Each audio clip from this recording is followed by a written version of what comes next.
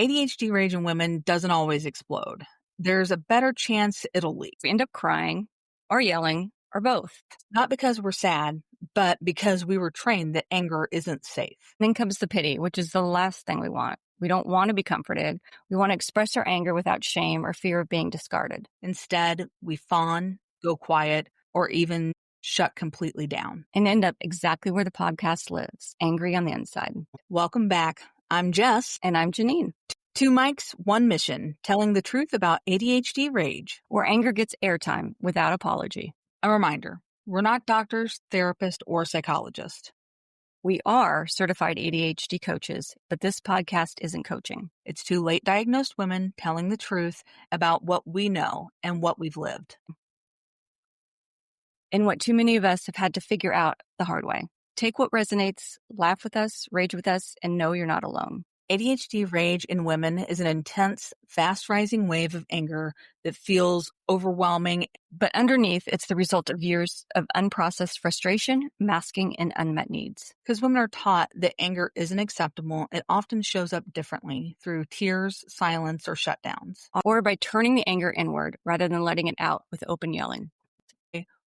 When we're talking about ADHD rage and saying that we are too emotional, I think that's an interesting way to start. The bulk of us, especially late diagnosed women, spent a large amount of time in their life being told that they are too emotional, over emotional, too sensitive. We take everything too personally.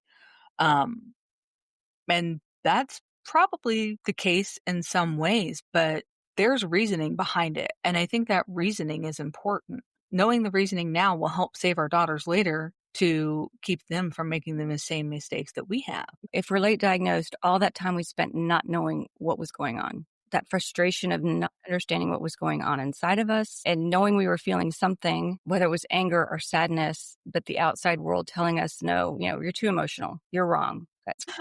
We're both trying to find words to talk about how we deal with anger, which is rather ironic considering that's the problem we're having, is that none of us deal with anger properly, and it sits and it boils over or it turns inside. That paradigm shift happens between the ages of 10 to 14 when we're going through puberty. And that's when a lot of these emotions become internal. And these are the things we want to look out for our daughters. Are they crying? Are they constantly crying? Are they actually sad? It's okay to ask your daughter, are you sad or are you mad?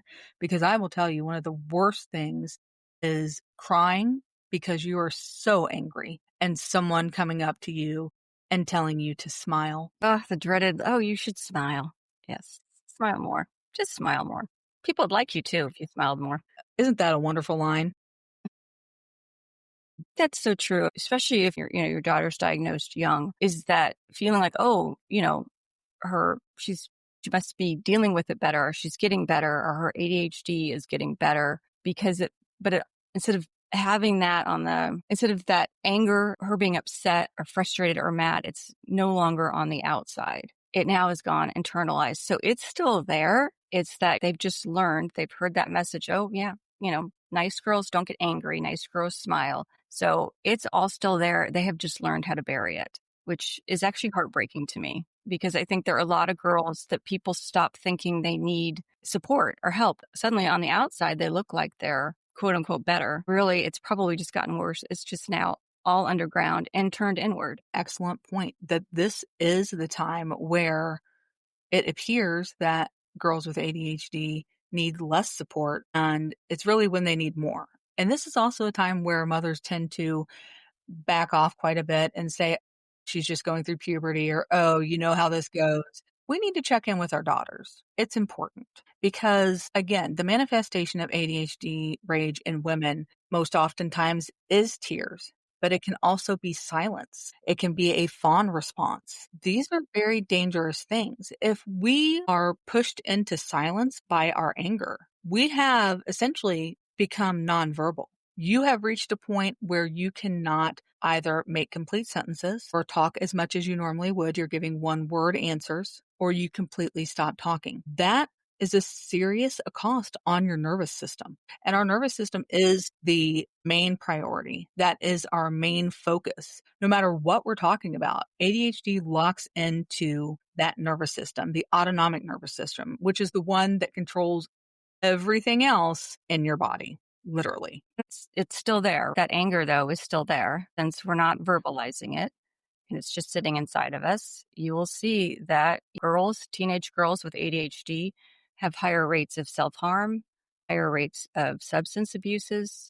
The anger finds a way to come out. The problem is the way it does come out is very unhealthy. It's not talked out. It's not thought through. It's not explained. The big question is, when that rage goes inside, how will it manifest? How will it manifest in our young girls and these newer generations? That's scary. It's scary for not just moms, but the aunts and the grandmothers and the sisters. We are a community. We can all be the type that say, oh, we do better talking with men, or we have more guy friends, or whatever else. But we really are all connected. And we have to make sure that we are keeping an eye out for these younger generations, because you don't realize how much you can truly help them. Yes, there's an increase in self-harm and there's an increase in eating disorders and different things like that. There's also an increase in hypersexuality, and there's an increase in the possibility of assault towards these girls. I love what you're saying. And I'm just thinking, is that a whole nother podcast? Is that a whole nother It episode? is. The It is. girl. I think it's good that not only we're talking about our daughters, but I think you can start to see it in yourself. I remember reading about all this stuff about like what it's like for girls, and besides seeing it in my daughter, of seeing it in me. It's like, oh, that's what I experienced when I was a teenager. So maybe that's a whole nother podcast. I don't know. What do you think? We showed all these signs when we were teenagers. I always felt was that I was a walking statistic. I was from a divorced home. I didn't see my dad very often, so I had daddy issues. I was hypersexual. You're more statistically relevant than me, gosh darn it. Not in a good way. So good girls don't get mad, right? That's the message from day one. We're told to be nice and to smile. Exactly. So we turn that anger in on ourselves, and it looks like tears or guilt instead of rage. The guilt factor is also one of those things that just floors me. I know that I have guilt. I will get angry. I will get mad. I'll reach a point where I blow up, and then I am back apologizing for blowing up, when really I could have blown up 15 or 20 times before that. And I get in my head, well, I held it in. Do you ever have that issue where you're ready to freak out, but it's 15 different issues that have happened and the fight you're having is only on one issue? Now I can bring them up because I've reached like that maximum level. It's like you have to reach like a certain pinnacle in your mind. Like that tank has to be completely full before you can let all the gas out. You feel guilty because you're like, well, I should have said something before, and then I didn't say anything, and it just spirals. And the person who's receiving that, or witnessing, receiving, however you want to put it, that anger is looking at you like, why are you upset about this little thing? Because then that's when you're too emotional. You're too easily upset. Right. What's your problem? And you can't say, yeah, because I've been, frustrated about all these other things and I never spoke up. It's the straw that broke the camel's back. And it might look really minor to the person on, the other person, but to you, it's not. And maybe that is a direction to heal. When we are screaming and flipping out and we can't catch our breath and everything's just coming out at once, the person that we're yelling at, they aren't seeing the 15, 20 threads tied to this one little incident. If we do learn to take the time to say, yeah, I am flipping out completely, but it's because I'm thinking of these 20 things. Maybe that's part of the healing process. Yeah. Well, and I think, at least I know have known for me, when those moments have come where I've just exploded, is I do think, what did this one thing set me off? And so I'm even surprised by it. It feels like it's almost this out-of-body experience of suddenly I am so angry and all of this is coming out, and I'm almost just as surprised as the other person, because I've just tried to bury all those other things, all those other 15 things that I didn't speak up about, I didn't talk about. And so it's almost just as surprising and upsetting to me as I think as it is to the other person. I think this is also a situation where women will find themselves saying, I rarely get angry, but when I do, these are the types of things we say that should be some red flags getting thrown up in the air. I rarely get angry, but when I do, I can remember every time I've ever gotten so angry that I said something. You shouldn't have to have that monumentous moment in your head because you're flipping out and remember that's the one time you got mad. Getting frustrated and letting off steam and being able to at least speak directly, those are all normal things. Those are all things that are absolutely normal, that there doesn't have to be shame about. And in healthy relationships, Doesn't have to be an event for sure. agreed. What were you? Here's the kicker. If you can't let anger out, it will eat you from the inside out. And that might sound dramatic. And suddenly you're not just angry, you're exhausted, resentful, and maybe you even made yourself sick. ADHD burnout, autistic burnout, neurodiverse burnout is much different than the standard. For the ADHD community, when we start to experience burnout, the exhaustion doesn't go away. Typically, to heal from burnout at its full extent can take up to 2 years because of the effects that it has on your mind, your body, and primarily your nervous system. So, how many times have we been told we're hormonal or irrational when really we're just angry? The hormonal, that one gets me every time. Or irrational. What's the fastest way to piss a woman off? Tell her she's hormonal or irrational. Because we're the only ones who have hormones. Hormones are such a complete misunderstanding from most of the population and what a hormone actually is. It is truly more than just estrogen and testosterone, but that is an in-depth discussion for a different day. Tears, migraines, going silent, that's rage showing up sideways. And I love that line that it shows up sideways because it's really like to the left. What's adjacent? What's adjacent to my anger, right? I can't feel this anger, so I look to the left or I look to the right. And what's there? Because that's what I'm going to grab onto next. Exactly. And I got nothing else to say on that. Me either. So stop telling women to calm down. What we need are ways to let the anger out without guilt.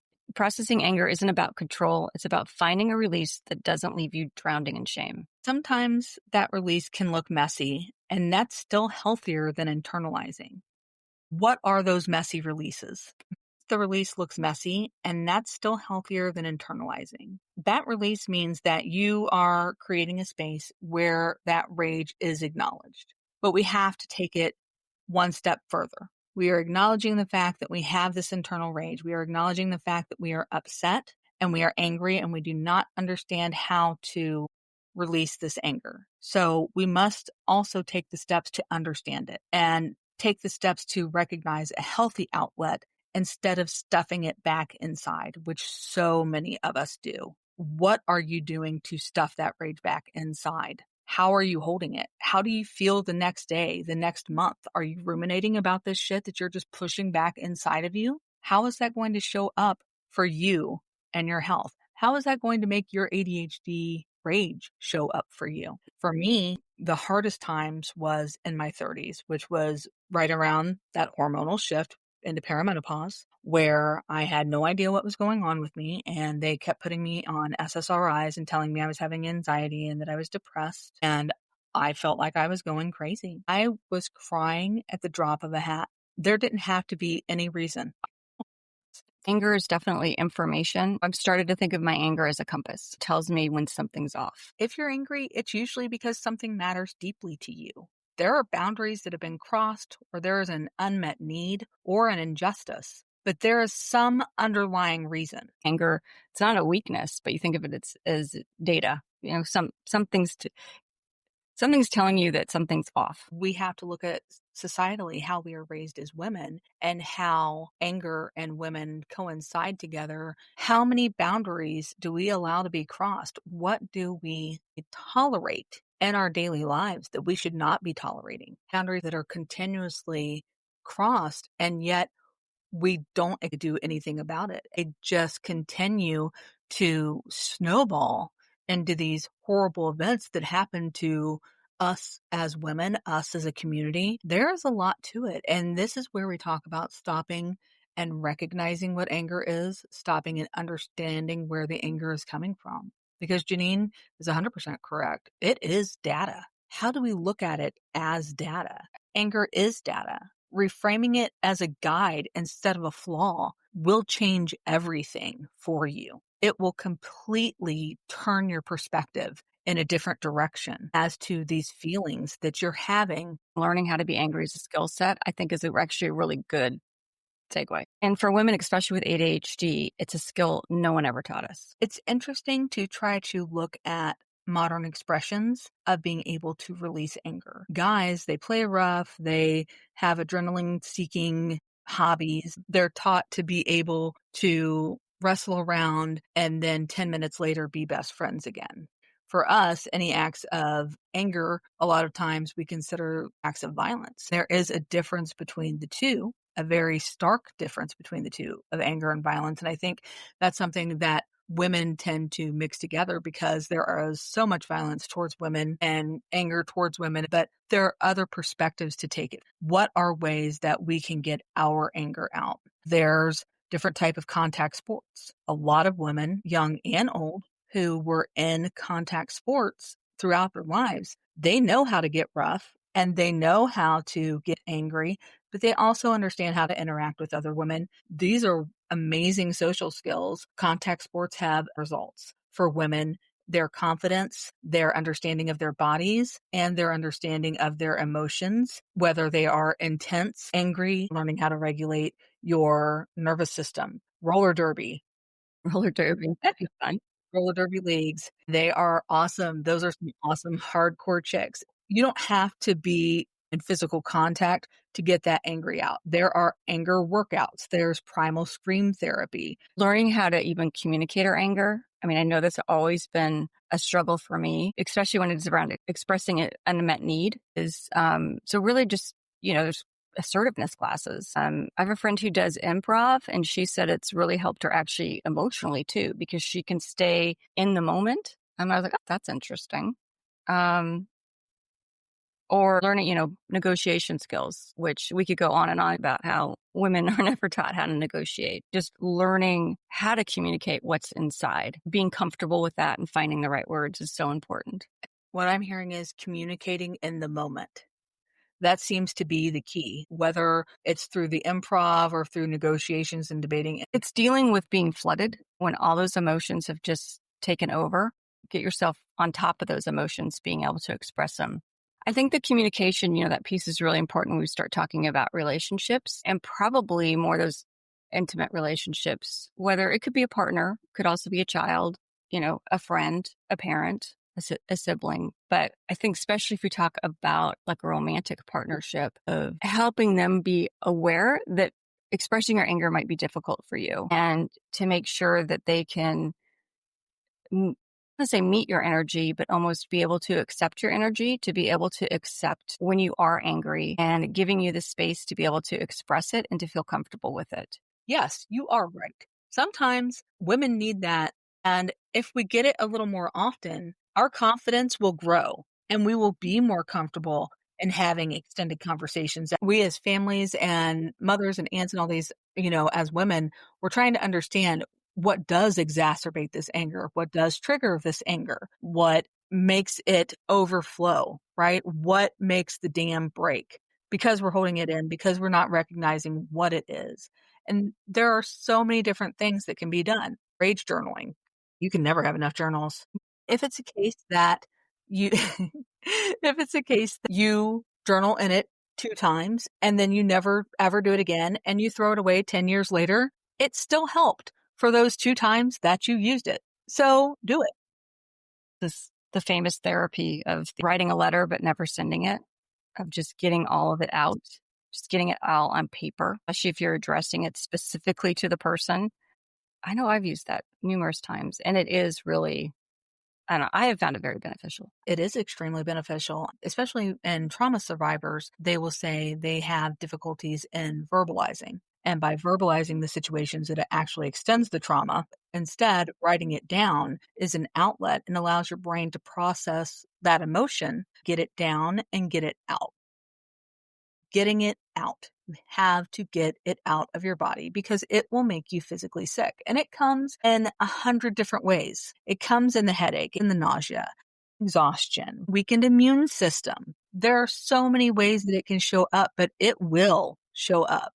We have women's groups modeling healthy anger for the next generation. We have the younger generation who teach us more than what any of us. It's really important that we also give them their props, right?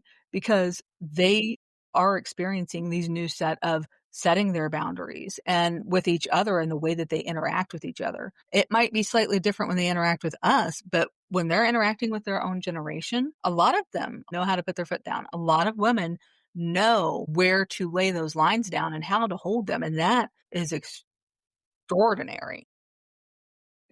That is so true. Now it's time for our fun news segment. Here's where we confess the stuff we thought everybody did. Turns out, nope. That's awesome. Let's talk about the moments ADHD pulled the rug out from under our definition of normal. Because sometimes the weirdest thing isn't us, it's realizing how much we've been carrying. Thinking it's normal to cry every time you're angry because that's the only safe outlet you were taught, that's not normal. What? It's not? I thought it was. Believing that everyone replays angry moments in their heads for days or even for weeks afterwards, unable to let it go. How old I was when I realized that one was not normal. That was something like that I still do. Do you ever talk in front of the mirror? You get so intense about it, like you're talking in the mirror, like you're having a conversation. I'll talk out loud to myself about it. I still think other people do it. They just don't admit to it. Assuming it's normal to feel physically hot, shaky, or like your skin is buzzing every time you get upset. So it's not normal to feel like you're vibrating when you're holding in your internal anger.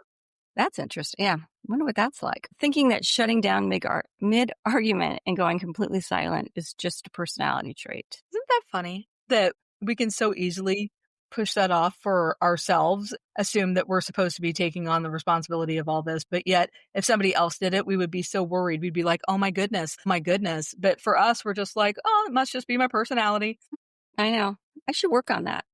Believing everyone feels instant guilt immediately after expressing anger, no matter how justified it was. So people can get angry and not feel like shit about it. See, I don't know. That's hard to believe. How could you not? I just can't imagine what that would be like. It's just to release it and be okay with it. Right? Catch and release, catch and release. Ooh, but can't imagine. Assuming rage cleaning or other destructive chores is how everyone vents. Yeah, but at least your house is clean afterwards. I love a good rage clean. You? I don't know. When I was in my 20s, that was like the only way I could clean my house. That or if somebody called and said they were on their way over. Oh my God, my mom taught me that. Yes, she used to joke about how you have people over just so you make sure you clean your house. And I swear I used to do that. Cleaning out things, like cleaning out a closet or anything with some good angry music in the background. It's quite not healthy, but it's productive. When I'm doing the rage cleaning, but it's like I'm organizing something, I like to call that the purge. God only knows what's getting thrown out, but it's happening. Anger isn't the enemy. It's the shame that follows that is. Expressing anger differently isn't just about us. It's about modeling something healthier for our next generations. No, we've mentioned the younger generations multiple times here, but early help is what makes so much of what we deal with late diagnosis disappear. Had we had the foundation and the help, the diagnoses early, the environments that we needed, it would have made a difference. It does make a difference. It doesn't fix ADHD. There is no fix to ADHD. And I know there's a lot out there right now that's saying there is. It's not a fix, but it is a measure to allow someone to be able to control and regulate their nervous system, their thoughts, their feelings, their anger. These are the things that can literally save people. Understanding how to handle your anger, understanding how to process, these can be the differences between somebody jumping out of their car in a road rage incident and ruining more than one life. You can say, oh, that's not true, but it is. It is. There comes a point where your nervous system can no longer take things. And I know that that type of talk is an ultimate extreme, but it really is the reason why we want to focus on the younger generations and we want to show up for them and show that we can learn and what we can do and what we can change while we are standing here, even though we didn't have that help. Don't be pissed because you didn't have that help and choose to withhold help from others because you didn't get it in the first place. Excellent point. Somehow the older generations sometimes tend to do that. But I think also not just for the younger generations, but for ourselves as well, is that self-compassion, that understanding, all of that we didn't get. We have the opportunity to give that to ourselves now, is to give ourselves grace, compassion, and understanding. We have so many of us and so much access to each other now. that maybe we don't realize because we've spent a lifetime feeling so alone and so secluded. And preferring to be alone, it is a self-survival reaction because we are not creatures who are meant to be completely and utterly alone, but those who like to be alone, typically it's because they have been trained that that is the safest place to be is alone. That is the calmest place to be is when you are alone. And there's nothing wrong with being alone and with needing alone time because that is part of regulating your nervous system. But it's also important to remember that you are not alone. And there are so many of us here who need to know and understand and at least experience visually or verbally the things that each of us have gone through. That is so true. And that's why we're here. It is, because you're not alone. Remember, your anger is valid. You're not broken. Is that going to be our new outro? No, I thought it was going to be like, thanks for listening. How about unfinished outro, fully felt rage? How about outro pending, anger ongoing? Ooh, I do like that. How about we may not have an outro, but we've got each other. I got you, babe. I got you. Okay, till next time. Thanks again for listening to Angry on the Inside. Remember, you're not alone. We are here.